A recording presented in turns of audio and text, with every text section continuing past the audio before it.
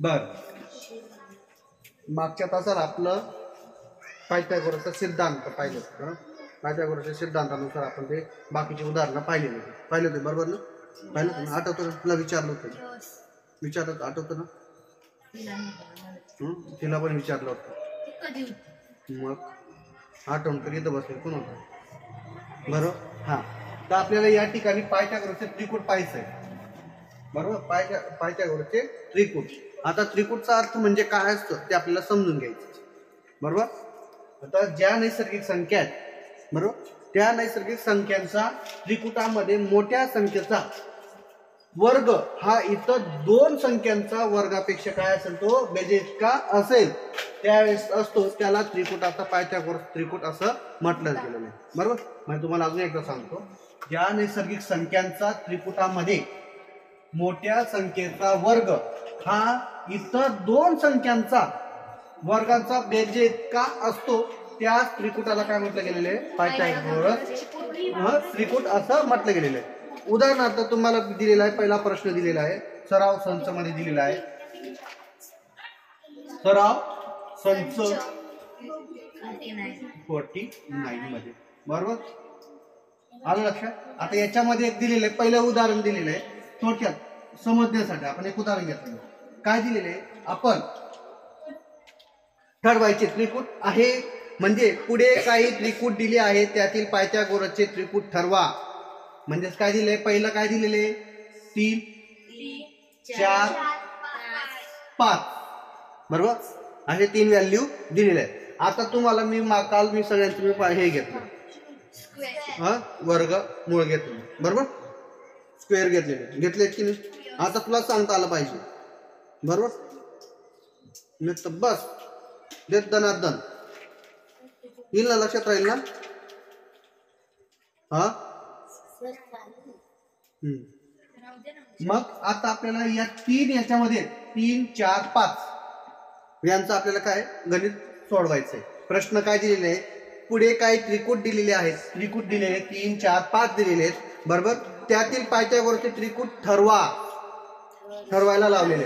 तर आपण काय बघूया, सर्वात महत्वाचं यांचं मी आता या ठिकाणी आपल्याला काय, ज्या नैसर्गिक संख्यांचा त्रिकूटामध्ये मोठ्या संख्येचा वर्ग काय सांगितलं बघा, वर्ग आहे हा इथं दोन संख्यांचा वर्गाच्या बेरजे इतका असतो, बेरजे इतका असतो. मोठे संख्या याच्यामध्ये मोठी संख्या कोणती आहे? 5 आहे बरोबर. हा, आता आपण काय करूया, 3चा स्क्वेअर बरोबर काय 9 बरोबर. त्यानंतर 4चा 16 बरोबर आणि 5चा 25. आलं लक्षात? हा, आता या ठिकाणी आपण काय घेतलं, दिले 9 16 आणि 25 दिले की नाही बरोबर. आता या ठिकाणी सर्वात या दोन, आता बघा काय म्हटले, ज्या नैसर्गिक संख्यांचा त्रिकूटामध्ये, इकडे लक्ष दे म्हातारे बरोबर, ज्या नैसर्गिक पिस्तुल्या बरोबर बरोबर.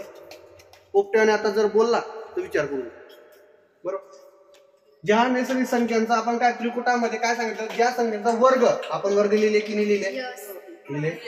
आणि दुसरी लाईन मध्ये बघा काय म्हटलं, इतर यांच्यामध्ये इतर दोन संख्यांचा वर्गांच्या, दोन संख्यांचा, दोन ही एक घेतली ही एक घेतली, 9 प्लस 16 किती आली?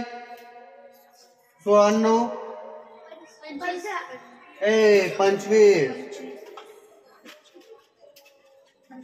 बरोबर. आणि 5 या ठिकाणी काय सांगितलेलं आहे बघा, बेरजे इतका असतो त्या त्रिकूटाला पायथागोरसचे त्रिकूट असे म्हटलेले आहे.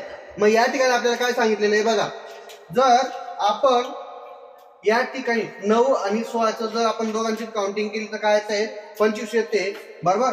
आणि तसंच आपण लिहिताना 3चा स्क्वेअर प्लस 4चा स्क्वेअर बरोबर काय येणार आपण 5चा स्क्वेअर बरोबर असं आपण लिहिणार. म्हणजेच या ठिकाणी आपल्याला असं लिहिता येईल बरोबर. काय लिहिता येईल 3 4 5 बरोबर. हे पायथागोरसचे त्रिकूट आहे. समजलं? समजलं? हा, घाई गडबडीत बोलायचं नाही. आलं लक्षात? म्हणून तुमचे स्क्वेअर मिटाल, तुमचे पाठांतर म्हणजे वर्ग मूळ पाठांतर घेतलेले येतं. आलं की नाही आता? समजलं? अन्नात आलं का? बर, लिहा. हो, लिहून घ्या.